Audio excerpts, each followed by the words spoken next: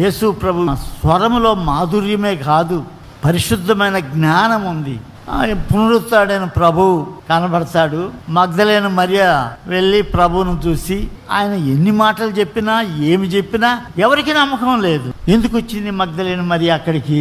యేసుక్రీస్తు దేహానికి పరిమళాలు పూసి పూజించి వెళ్ళాలని. కానీ ఖాళీగా ఉన్నది సమాధి.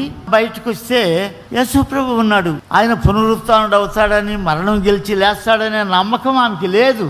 అప్పుడు తోటమాలి అనుకొని, అయ్యా నీవు ఎవరో నాకు తెలియదు కానీ నా ప్రభువుని ఎవరో ఎత్తుకొని పోయారయ్యా, నువ్వు చెప్తే నేను నీ వెంట ఉంటాను అని అంటే ఆమె గుర్తుపట్టలేదు. ఎప్పుడు గుర్తుపట్టింది? మరియా అన్నప్పుడు. మగ్దలేన మరియ ఏమన్నది? రబ్బూని అంటే బోధకుడా, నీవు నేను మనందరం కూడా ఆయన స్వరమును వినాలి.